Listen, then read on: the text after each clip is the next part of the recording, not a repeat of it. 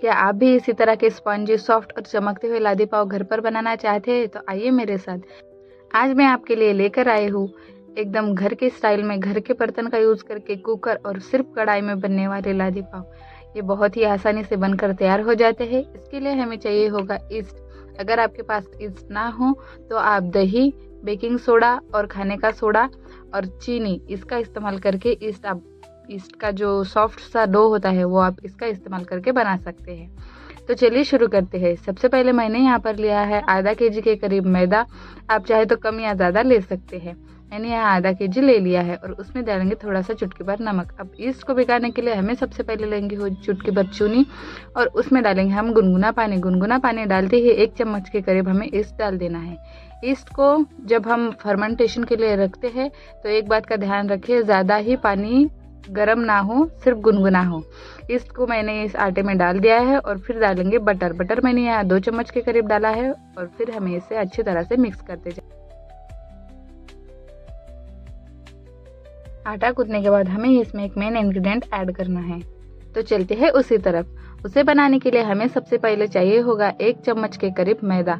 मैदे में हमें थोड़ा सा पानी मिलाकर उसका अच्छी तरह से घोल तैयार कर लेना है और वो घोल तैयार करते हुए हमें उसे गैस के फ्लेम पर एकदम जो हमारा हलवा होता है उस कंसिस्टेंसी में आने तक उसे हमें पकाना है। बस वो पकाते समय जब तक वो मतलब हमारा जो हलवा होता है उस तरह पक जाने पर हमें निकाल लेना है और निकालते ही हमें जो हमने ये डो बनाया था उसमें ऐड कर देना है और उसे अच्छी तरह से उस डो में मिलाकर अच्छी तरह से गूंथ लेना है।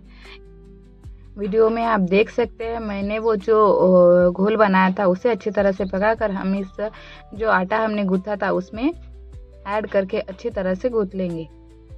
बस इसे अच्छी तरह से मिक्स कर इसका डो एकदम अच्छी तरह से एकदम मिक्स हो जाए। बस इस बात का ध्यान रखें और अच्छी तरह से मिक्स कर लेना है ताकि पूरे आटे में अच्छी तरह से मिल जाए। आप ये प्रोसेस आटा गूंथने के पहले ही कर सकते हैं। यहाँ पर मैं भूल गई थी इसलिए मैंने लेट किया। यहाँ हमारा आटा गूंथ कर तैयार हो चुका है। अब इसे हमें फर्मेंटेशन के लिए 1 या 2 घंटे तक रखना है ताकि वह अच्छे तरह से फूल जाए। यहाँ हमारा आटा 1-2 घंटे तक फूलने के बाद आप देख सकते हैं कितनी अच्छी तरह से फूल कर तैयार हो चुका है। मतलब हमारा आटा ये फर्मेंट हो चुका है। आप देख सकते हैं बस इसी तरह से आपको भी रख देना है। 1 या 1.5 घंटे के लिए आप रख सकते हैं। बस अब हमें इसके छोटे छोटे लोई बनाकर जिस शेप में आप पाव बनाना चाहते हैं बस उस शेप में आप बनाकर रख सकते हैं। यहाँ मैंने एक प्लेट ली है ताकि हम कढ़ाई में और कुकर में रख रहे हैं तो कढ़ाई में रखने के लिए मैंने यहाँ पर प्लेट ली है और कुकर में रखने के लिए मैंने यहाँ पर कुकर का डब्बा लिया है। तो प्लेट और जो डब्बा लिया है उसको अच्छी तरह से मैंने यहाँ पर बटर लगा लिया है। आप चाहे तो तेल या घी भी लगा सकते हैं और छोटे छोटे इस तरह से लोई बनाकर हमें उसमें रखते जाना है। याद रखिए अगर छोटे छोटे ही लोई बनाए ताकि वो हमें और आधे घंटे के लिए फर्मेंट करने के लिए रखना है तो वो और फूल जाते हैं। तो यहाँ पर देख सकते हैं अंदर की तरफ फोल्ड करके हमें ये लोई बनाकर तैयार करनी है और आधे घंटे बाद आप देख सकते हैं ये कितनी अच्छी तरह से फर्मेंट होकर फूल चुके हैं। बस अब इसे हमें कढ़ाई में रखते जाना है। कढ़ाई में रखने से पहले हमें सबसे पहले कढ़ाई गर्म करने के लिए रख देंगे और उसमें नमक डालेंगे ताकि हम इसे नमक में पकाएंगे।